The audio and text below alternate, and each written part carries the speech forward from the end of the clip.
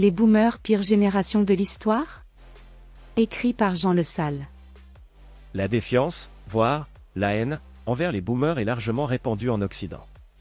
Cette impression généralisée à l'encontre de la génération née entre la Seconde Guerre mondiale et 1969 n'est pas un simple ressentiment nostalgique justifié par le « c'était mieux avant ». Et pour cause, les boomers ont achevé le rêve européen et occidental.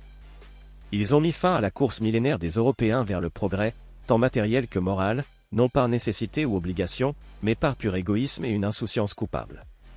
Ils ont, par là même, rompu le lien millénaire et instinctif entre tout parent et ses enfants. Plutôt que de se sacrifier afin d'assurer un avenir meilleur à leur progéniture, les boomers ont reproduit la cosmogonie des anciens Grecs. À l'instar de Chrono, ils ont dévoré leurs enfants. Les boomers sont, à titre collectif, une génération maudite. L'autre mythe grec qui illustre le crime boomer est le mythe prométhéen. Prométhée a apporté le feu sacré des dieux aux hommes, le feu de la connaissance, et l'a payé d'un châtiment éternel. Depuis, chaque génération d'hommes a entretenu ce feu de la connaissance et l'a transmis à ses enfants, au prix d'un paiement parfois lourd en temps, en larmes et en sang. Les boomers sont les premiers à avoir collectivement refusé de transmettre et de partager ce feu. Ils l'ont gardé pour eux et l'ont laissé se consumer. Pire, ils y ont jeté leur fil pour entretenir sa combustion. Cette rupture du lien sacré entre parents et enfants n'en est pas à sa première occurrence dans l'histoire. Chaque civilisation atteint un âge d'or, décline, puis s'effondre. Les Aegis sombres grecs suite à l'effondrement de l'Empire mycénien vers -1000, puis le Moyen-Âge européen, suite à la chute de l'Empire romain, sont très probablement deux précédentes occurrences de ce phénomène, parmi de nombreuses autres. Une certaine génération a considéré être arrivée au bout d'un processus de civilisation et a souhaité jouir plutôt que d'investir pour le futur. Cette génération a produit successivement des enfants de plus en plus faibles, stériles et ignorants de leur passé. Les peuples voisins, barbares, ont pu alors les balayer aisément. Les Grecs mycéniens et les Romains avaient cependant une excuse que les boomers n'ont pas, l'enseignement historique. Ces deux occurrences auraient dû avertir les boomers. La civilisation n'est ni un acquis, ni un aboutissement, elle est un processus. La civilisation n'est en réalité qu'une chaîne de transmission intergénérationnelle. Si un seul maillon rompt, elle décline inexorablement puis s'effondre. Mais tout de même, ce que nous racontons n'est-il pas excessif? Les boomers responsables de la chute de l'Occident? Et quelle chute d'ailleurs?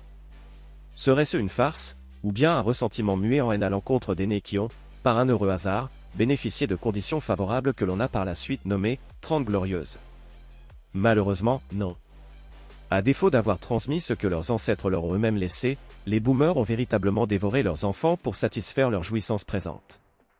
Tant au plan économique et financier, politique, philosophique, génétique, éducatif, environnemental, les boomers ont mis en place un système diaboliquement bien cadenassé pour s'assurer que leurs enfants ne puissent pas contester le nouveau statu quo à leur avantage.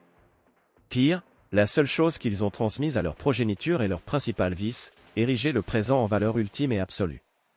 Le passé est à oublier, et après nous, le déluge. En transmettant leur mentalité décadente, les boomers se sont assurés l'absence de révolte, chaque nouvelle génération acceptant son triste sort, car désireuse de pouvoir à son tour dévorer la génération suivante.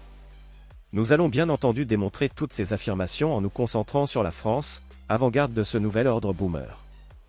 Nous tenons aussi à préciser qu'il s'agit d'une généralisation.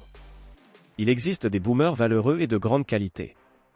Mais ce qui importe, c'est la production collective de cette génération, la moyenne. Et lorsque la moyenne est si désastreuse qu'elle nous emporte tous vers l'abîme, il importe peu que certains boomers aient été exemplaires.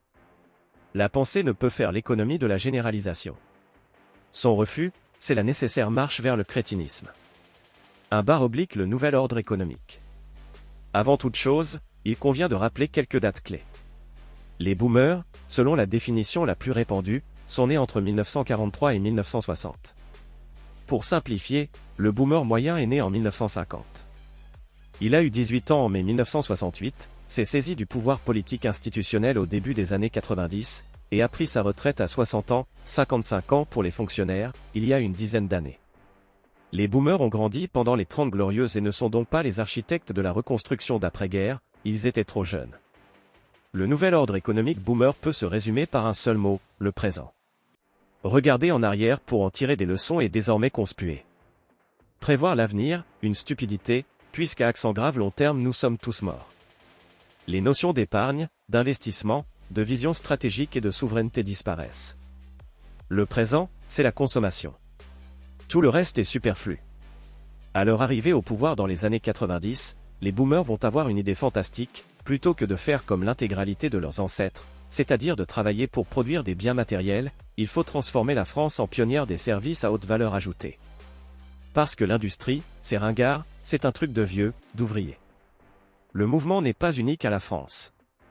Ainsi, la part de l'industrie dans le PIB européen passe de 29% en 1991 à 23% aujourd'hui, Banque mondiale. Sur la même période, la France passe de 30% à 17%. L'industrie n'est pas perdue pour tout le monde. Les pays d'Asie se sont fait une joie de récupérer cette industrie dont ne souhaitent pas les Européens. Aujourd'hui, les pays européens qui continuent leur ascension économique sont ceux qui ont su conserver leur industrie, Allemagne, 27%, Suisse, 25%. Les États-Unis sont à part. Ils ont su capter les cerveaux du monde entier grâce à des salaires bien plus généreux et ont détrôné l'Europe sur toutes les technologies de pointe. Cette transformation économique à marche forcée a mis des millions de personnes sur le carreau. Certains pays peu boomerisés vont avoir l'idée de les former aux nouveaux métiers émergents. Mais la France a une meilleure idée, lever de la dette pour payer ces gens à ne rien faire sous la forme d'aide sociale. Ces populations paupérisées vont alors devenir dépendantes de l'État, et il faudra lever encore plus de dettes pour continuer à les payer. Les générations précédentes levaient la plupart du temps de la dette de manière raisonnée pour investir dans des infrastructures, ponts, routes, nucléaires, aéroports, écoles, hôpitaux. Mais le long terme ne fait pas partie du logiciel boomer. Ils vont donc vivre à crédit. Comprenez bien que les investissements génèrent un accroissement de la richesse produite par les habitants. Le pays a de meilleures infrastructures, donc les citoyens sont plus productifs, tout le monde s'enrichit et la dette se repaie toute seule. À l'inverse, les boomers vont brûler les fonds levés en les utilisant pour les dépenses courantes, sans aucune volonté de rembourser un jour. Certains pays vont être plus vertueux que d'autres, mais globalement, les boomers ont mis un tel stock de dettes sur la tête de leurs enfants qu'ils les condamnent à un appauvrissement inéluctable. Pour acheter quelques années de répit pour les États au bord du gouffre financier, les banques centrales occidentales, Fédérale Réserve américaine et Banque centrale européenne, vont avoir une idée de génie, manipuler le marché en mettant les taux d'intérêt directeurs à 0%. Autrement dit, imprimer de la monnaie en quantité gigantesque pour relancer la consommation, l'investissement de long terme est toujours passé à la trappe. Mais des taux d'intérêt à 0%, cela n'a jamais existé. Cela n'a même aucun sens économique. L'unique but est de soutenir artificiellement le système financier qui menace de s'effondrer à cause de la dette contractée par les boomers. Le boomer choisit toujours la solution court-termiste, la solution de facilité. Pourquoi s'embêter à optimiser la croissance économique en investissant, c'est-à-dire en faisant des efforts pour le futur, et accroître la richesse des générations suivantes, alors que l'on peut vivre à crédit, en laissant ses propres dettes à ses enfants? Mieux encore, une fois que toute la dette contractée fait suffoquer l'économie, il suffit de relancer la machine en manipulant les taux d'intérêt et faire exploser à la hausse les prix de l'immobilier et des actifs financiers et s'enrichir formidablement sans travail, tout en détruisant le pouvoir d'achat des générations futures par l'inflation. Depuis 1990, le taux de propriétaire a augmenté uniquement chez les plus de 60 ans en France. Seuls les boomers ont ainsi bénéficié des taux d'intérêt directeurs à 0%. Ben Bernanke, gouverneur de la Fed né en 1953, Janet Yellen, Fed né en 1946, Mario Draghi, BCE né en 1947, et Christine Lagarde, BCE né en 1956, sont tous des boomers. Il n'y a pas de hasard. Ils ont mis les taux à 0% pour sauver le système boomer, essorer les actifs par l'inflation et enrichir les rentiers retraités, puisque ce sont eux qui possèdent des actifs immobiliers et financiers. Tout l'Occident a eu droit à une certaine dose de vampirisme économique de la part des boomers. Mais en France, la perfidie des boomers n'a connu aucune limite. Ils ont réussi l'exploit de réduire en esclavage la classe des actifs au profit des retraités oisifs. En effet, dans les pays plutôt libéraux, les boomers ont économisé durant leur vie active, investi cet argent, puis en ont récupéré les fruits pour payer leur retraite. C'est la retraite par capitalisation. À l'inverse, la France a, quant à elle, choisi la retraite par répartition. Les actifs sont alors ponctionnés d'une partie de leur salaire qui est directement versée aux retraités, il n'y a aucune épargne. L'arnaque, c'est que grâce à une pyramide des âges favorables, le boomer n'a presque rien versé pour la retraite de ses aînés, mais il va saigner à blanc ses enfants. Un boomer né en 1960 touche le double en retraite par rapport à ce qu'il a versé dans le système quand il était actif. Pour un actif d'aujourd'hui, on ne peut faire que des estimations. Mais étant donné la dette d'État, attendez-vous à un taux de rendement négatif, c'est-à-dire recevoir moins que ce que vous avez versé aux boomers. Via les charges sociales, un actif français verse 15 à 25% de son salaire directement pour payer les retraites des boomers. Ce système est profondément immoral.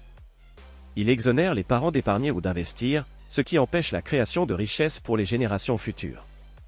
Mais en plus, ce système transforme les actifs en exploités, forcés à travailler un jour sur 3 pour payer des retraites à des inactifs qui ont fait fi du lendemain. C'est la cigale qui met aux travaux forcés la fourmi. Quand un système par répartition est mis en place par une entreprise ou un individu, on appelle cela une pyramide de Ponzi. Bernard Madoff a été condamné à 150 ans de prison pour s'être inspiré du système de retraite français. Ce chiffre, de 15% à 25% du salaire parti directement pour les retraites, ne représente que la partie visible de l'iceberg. Puisque les jeunes actifs n'ont pas les moyens d'acheter leur logement à cause de la politique monétaire de taux à 0% qui a fait flamber l'immobilier, ils sont contraints à rester locataires à vie. Et à qui paient-ils ce loyer? À un boomer. Ce même boomer qui a pu acheter à bon prix, avant la politique monétaire de taux 0%, puis a refinancé le reste de son prêt à un taux ridiculement faible. Via la retraite par répartition et l'immobilier, les boomers français ont réussi à réduire en esclavage leurs enfants. Vous rendez-vous compte?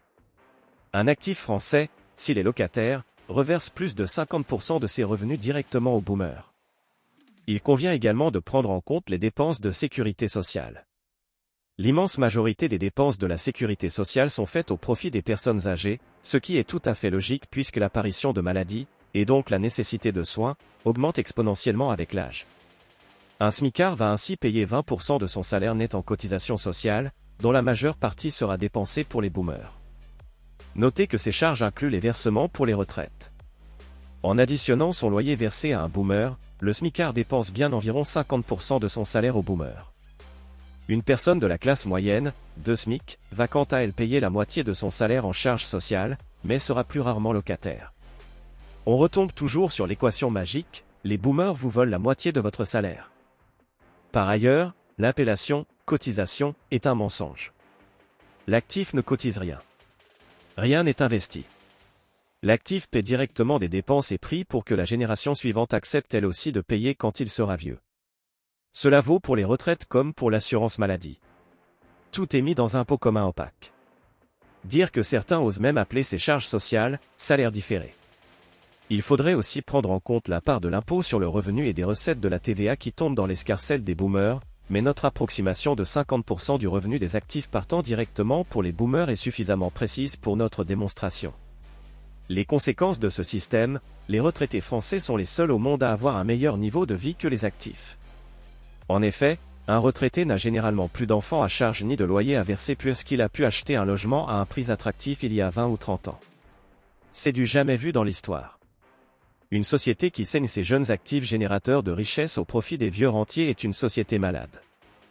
Mais tout cela ne constitue que le début de nos ennuis. Les milliers de milliards de dettes contractées pour vivre à crédit ne seront pas remboursées par les boomers, ils seront morts avant. Contrairement à certaines fausses croyances, la dette se paie toujours, même la dette d'État. Par remboursement classique, par hyperinflation ou par la faillite du dit État couplée à un effondrement économique. Quand la dette est trop importante, seules les deux dernières solutions deviennent disponibles. Une pyramide de Ponzi finit toujours en drame, la seule inconnue réside dans la date. Les actifs n'ont pas fini de passer à la caisse pour les boomers. D'aucuns nous rétorqueront qu'une partie des retraités ne touche qu'une maigre retraite. C'est vrai, mais cela n'occulte en rien la moyenne. En moyenne, les boomers vivent au crochet des jeunes et en tirent un niveau de vie supérieur à celui des actifs. Aussi, les boomers ont ruiné la France et ils en paient partiellement le prix aujourd'hui. Bien qu'ils extorquent une part phénoménale des revenus des actifs, ces mêmes revenus sont médiocres par la faute des boomers qui ont cassé le tissu économique de la France. Ainsi, le pactole des retraites n'est pas faramineux pour tous les boomers. Les boomers les moins aisés se sont tirés une balle dans le pied en dévorant leurs enfants. Enfin, rien de ce que nous racontons ne se rapproche de près ou de loin du complotisme. Ce nouveau système économique à la faveur des boomers n'est pas le fruit d'un complot conscient et savamment calculé.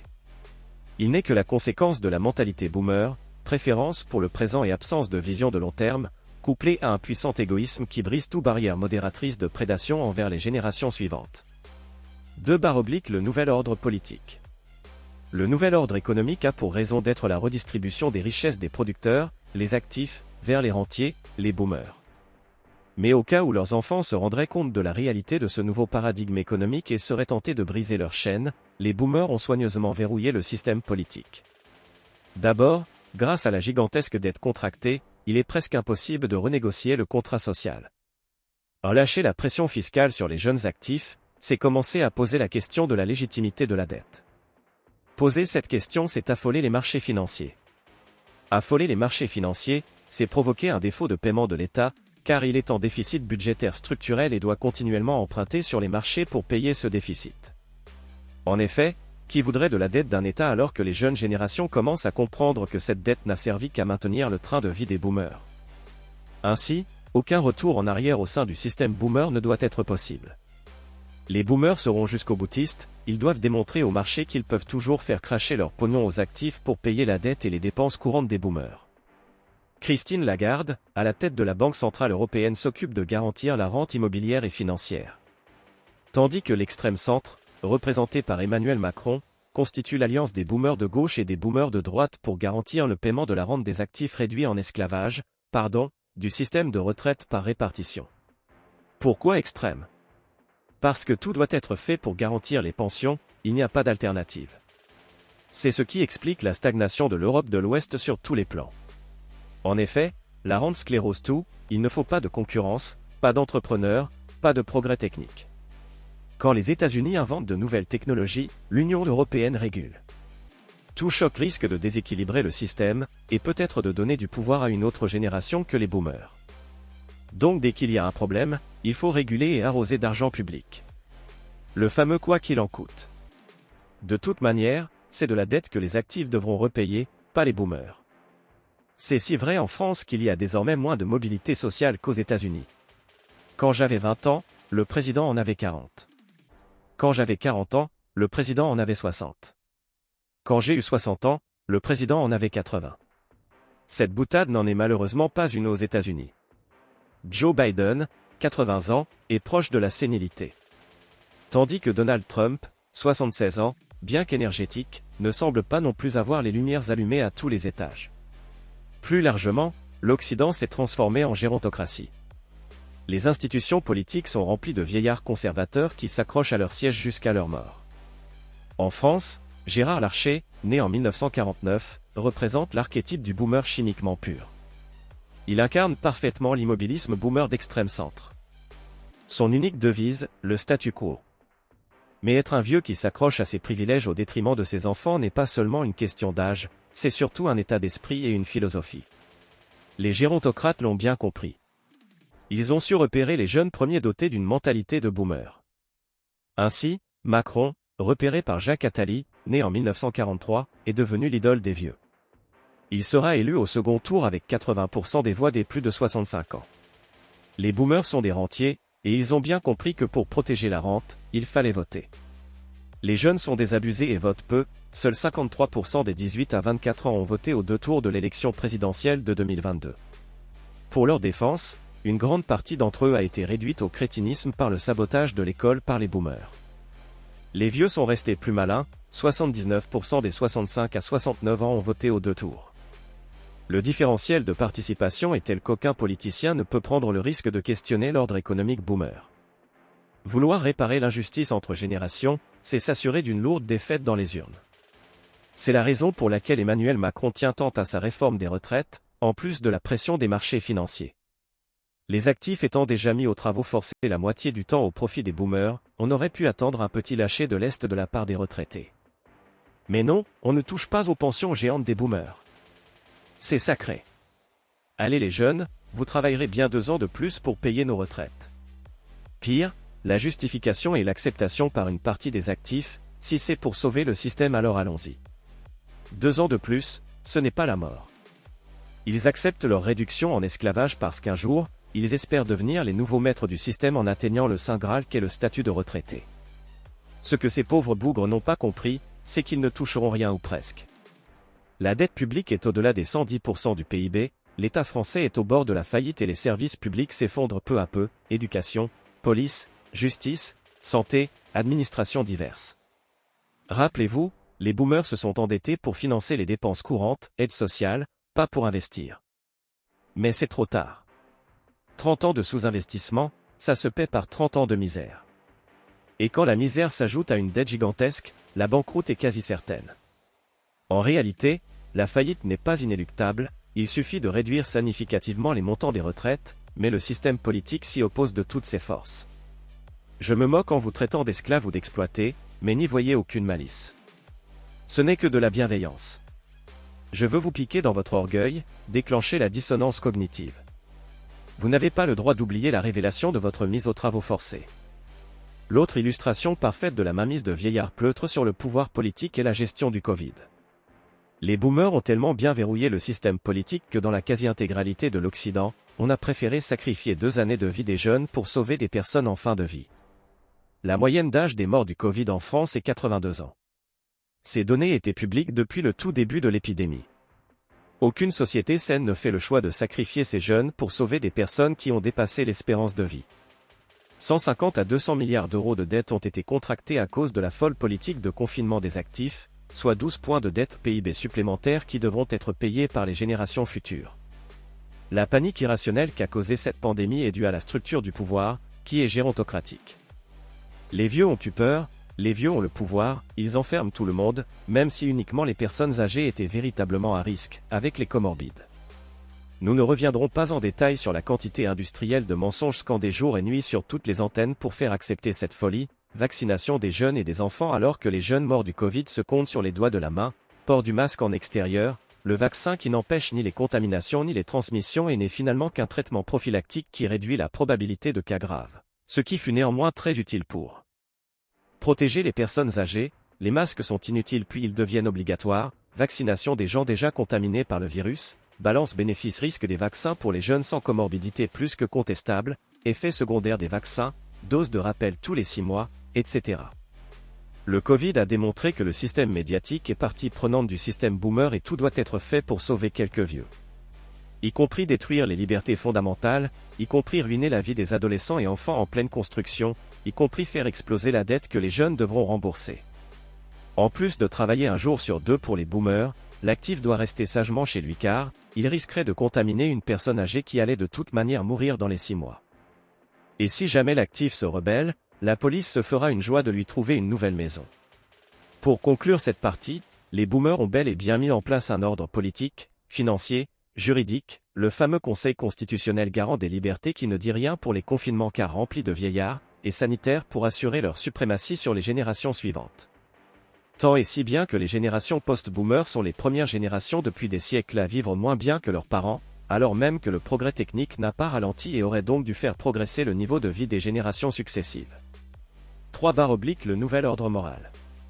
Daniel Cohn-Bendit, né en 1945, représente parfaitement ce qu'il y a de plus détestable dans le nouvel ordre moral boomer. Figure de proue de mai 1968, Danny le Rouge est d'extrême gauche libertaire. Jeune, il veut renverser la table, prendre le pouvoir aux vieux, rejeter toute forme d'autorité et briser les traditions qui contraignent les relations sociales. Il est interdit d'interdire. En vieillissant, il devient farouchement conservateur, extrême centriste, appelant à la modération de l'extrême gauche comme de l'extrême droite, et même à faire revoter les référendums quand leurs résultats n'allaient pas dans le sens des boomers. Le nouvel ordre moral issu de mai 1968 n'a jamais eu pour but de libérer les hommes de tradition soi-disant étouffantes. Il s'agissait uniquement d'une prise de pouvoir moral de la part des boomers. Le carcan moral aura bien fait de se refermer lorsque les boomers accéderont au pouvoir politique, pour ne plus jamais le lâcher. Par ailleurs, la promotion de la pédophilie dans les années 60-70 n'est pas un hasard.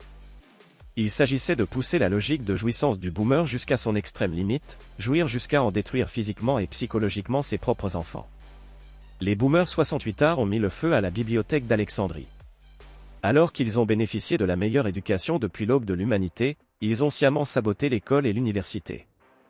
Fini les méthodes d'apprentissage qui ont fait leurs preuves durant des siècles. Fini l'autorité du professeur sur ses élèves encore ignorants. Les boomers ont reçu le savoir de la génération la plus savante qui ait foulé cette terre, mais, désormais, les élèves devront apprendre par eux-mêmes. Ils sont au centre du savoir, à la place du maître. Les boomers ont théorisé le refus de la transmission. Certains rétorqueront que les gauchistes, les pédagogistes sont les seuls responsables. C'est faux. Les boomers qui n'ont rien fait sont complices. Ils ont laissé les 68 arts mettre le feu et n'ont jamais jeté un seau d'eau pour l'éteindre. Par leur faute collective, le niveau scolaire s'effondre, les professeurs sont devenus des animateurs de classe, et les jeunes Français sont de plus en plus abrutis. J'ai moi-même été victime du système éducatif boomer. Plus de 40% des collégiens de 6e ne maîtrisent ni la lecture, ni l'écriture, ni le calcul. L'instruction, c'est le fondement de la civilisation. Détruire les structures de transmission du savoir, c'est déclencher le processus de décadence civilisationnelle. Si chute de l'Occident il y a, les boomers en auront été les initiateurs. Certains accuseront la technologie et la modernité comme cause de l'abrutissement occidental. C'est faux. C'est parce que les boomers ont initié ce mouvement régressif que nous utilisons la technologie à mauvais escient. Les jeunes Chinois n'ont que du contenu éducatif sur leur application TikTok. Les jeunes Coréens du Sud ont des limitations légales de temps de jeux vidéo. Au-delà du sabotage conscient de l'éducation, les boomers, révolutionnaires d'hier, adorent désormais donner des leçons de morale. Ils estiment avoir droit au respect des anciens alors qu'ils ont craché sur tout ce que leur ont transmis leurs parents. Leur péché mignon consiste à critiquer la prétendue fainéantise des nouvelles générations. À ton âge, j'avais acheté ma première maison, Cranil, sans réaliser qu'à leur époque, un couple postier-femme au foyer pouvait acheter une maison et vivre sur un unique salaire. Et bien sûr, ils ne versaient pas 30 à 50% de leur salaire à la génération antérieure. Ils se moquent complètement de la paupérisation des classes moyennes dont ils sont responsables. Les jeunes doivent faire des efforts, grommelle-t-il en voyant les manifestations contre la réforme des retraites devant le journal de 13 heures, dans leur résidence secondaire sur la Côte d'Azur, payée avec un emprunt à taux proche de 0%. Leur arrogance est telle qu'ils en viennent à justifier leur position sociale avantageuse. Non, ils n'ont pas reconstruit la France d'après-guerre. Non, ils n'ont pas construit les infrastructures. Non, ils n'avaient pas une orange à Noël. Oui, ils ont eu la vie facile, très facile. Mais le reconnaître reviendrait à rendre injustifiable leur situation de rentier. Alors ils mentent et affabulent. Le boomer est un vampire qui se prend pour la Sainte Vierge. 4/ l'anéantissement physique de son propre peuple. Les boomers ont détruit l'économie par l'arrêt des investissements publics, l'assujettissement des actifs et l'endettement phénoménal pour payer les dépenses courantes. Ils ont détruit les consciences des générations suivantes par le sabotage de l'école et de l'université. Mais ce n'est pas tout. Ils devaient aussi éradiquer physiquement leur descendance. D'abord, en détruisant la démographie. Les boomers ont fait peu d'enfants, mais c'est surtout leur vampirisme économique qui a empêché les générations suivantes de se reproduire. En effet, une part très importante de la population vit désormais avec des salaires minables, après versement des impôts aux boomers. Aussi, la bulle immobilière suite à la politique monétaire boomer a fini d'empêcher la classe moyenne d'accéder à des logements suffisamment spacieux pour y faire grandir plusieurs enfants. En asséchant la démographie, on peut penser que les boomers ont scié la branche sur laquelle ils se trouvaient. Exploiter les actifs, c'est très bien, mais s'il n'y a plus d'actifs pour payer les retraites et les soins des boomers, ça n'a plus d'intérêt. Une plantation dont les esclaves ne se reproduisent pas devient peu à peu stérile. Qu'à cela ne tienne, les boomers vont importer des millions d'individus de cultures et de traditions opposées aux leurs pour, pensent-ils, payer à la place de leurs enfants et petits-enfants qui n'existent pas. L'immigration extra-européenne explose véritablement à partir des années 90, lorsque les boomers arrivent au pouvoir. Les quelques immigrés algériens des années 60 venus pour travailler ne sont rien face au déferlement depuis les années 90, permis par le regroupement familial. Tous les peuples ont une histoire mythifiée de leurs origines. Les boomers vont être la première génération à effacer leur roman national pour justifier la colonisation de l'Europe. Alors que la France et l'Europe n'ont pas connu de migration d'ampleur depuis les Yamna il y a 5000 ans, les boomers vont rependre le mensonge stipulant que la France a depuis toujours été une terre d'immigration. C'est factuellement faux. Les migrations barbares après la chute de l'Empire romain sont souvent prises en exemple afin de prouver l'inexistence du peuple français. C'était une farce, puisque ces migrations ne correspondaient qu'à quelques centaines de milliers d'individus dans une Gaule de 5 à 10 millions d'habitants. Mais peu importe, les boomers ont sciemment tenté d'effacer leur histoire généalogique et génétique. Selon la nouvelle mythologie en vigueur, les Français ne sont désormais plus qu'un amas imaginaire et informe de peuples inconnus, des millions de gens qui se sont retrouvés par hasard sur le territoire que constitue aujourd'hui la France. Ainsi, n'importe qui peut devenir français. Les Français autochtones peuvent disparaître, leur fond génétique, leur histoire et leurs traditions n'ont aucune valeur. Les conséquences de ce remplacement de population sont catastrophiques. les extra-européens ont un taux de chômage et une criminalité bien supérieurs aux autochtones. De surcroît, l'accueil de leurs enfants participe à la destruction de l'école. Mais encore une fois, les boomers s'en moquent, puisqu'ils seront morts bien avant de payer l'addition. Pour éviter que la France des banlieues ne brûle, les boomers acceptent de distribuer une partie du pactole provenant des taxes sur les actifs. Des dizaines de milliards en aide sociale et en politique de la ville sont distribués, sans résultat autre que d'empêcher l'embrasement. Encore une fois, ce sont les jeunes Français autochtones qui paient ce racket avec leurs impôts. Ce choix de la part des boomers n'était absolument pas nécessaire. Les Japonais qui sont dans une situation démographique encore plus désastreuse que la nôtre ont tout de suite compris les conséquences d'un remplacement démographique par d'autres peuples, explosion de la criminalité, destruction de l'économie, disparition de la culture et du phénotype autochtone. Les Japonais ont choisi la robotisation et le progrès technologique pour résoudre le problème démographique. Les boomers occidentaux ont enclenché le processus de fin de leur civilisation. Mettons de côté les problèmes civilisationnels que pose la colonisation de l'Europe et de la France. Le calcul économique des boomers fait pour justifier l'immigration est lui aussi complètement faux. Les immigrés devaient purement et simplement remplacer économiquement les Français. Mais force est de constater que transformer des dizaines de millions d'extra-européens venant de cultures oisives et peu centrées sur la coopération en Européens civilisés et travailleurs est impossible. La conséquence est que ces nouveaux arrivants et leurs descendants vivent d'aides sociales ponctionnées aux actifs, ou bien font des tâches trop peu qualifiées pour renflouer le système de pension. En agrégé, ils sont un poids pour l'État et donc pour les actifs autochtones. À court terme, ce qui intéresse les boomers, c'est que les immigrés et leurs descendants consomment, pas qu'ils travaillent.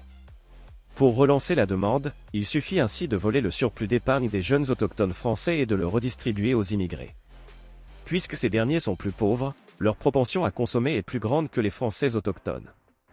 Ainsi, les immigrés consomment, certes à crédit, puisque les impôts que paient les actifs ne sont pas suffisants pour couvrir toutes les dépenses, mais uniquement sur le dos des actifs autochtones, pas sur le dos des boomers. Cela fait gonfler artificiellement la richesse du pays et remet une pièce dans la machine du système court-termiste et basé sur l'endettement qu'ont mis en place les boomers. À long terme, l'addition ne sera pas payée par les boomers. Nous pouvons regarder les statistiques danoises pour nous en convaincre, car, bien évidemment, ce genre de calcul n'est pas fait par les offices statistiques officiels français. Le taux d'emploi chez les Danois est de 82% contre 50% chez les immigrés du Moyen-Orient et d'Afrique du Nord et leurs descendants. Sur le graphique de droite, on peut voir que les immigrés du Moyen-Orient et d'Afrique du Nord coûtent à la collectivité, donc aux autochtones, tout au long de leur vie. Ils touchent plus d'aides sociales qu'ils ne contribuent en taxes, impôts et charges sociales. Les boomers ont donc tenté d'achever leur civilisation sur la base d'un mauvais calcul économique. Leur vie c'est double, ils sont non seulement malfaisants, mais de surcroît, totalement incompétents. Conclusion.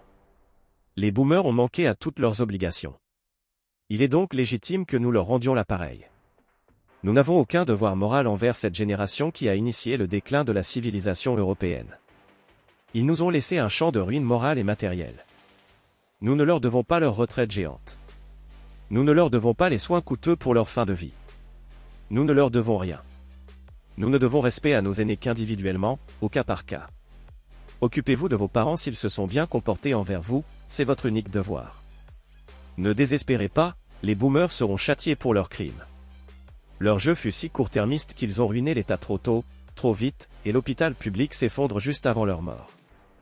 Ils peuvent dire adieu aux soins irréprochables offerts par l'exploitation de leurs enfants et petits-enfants. Aussi, les boomers se sont peu reproduits.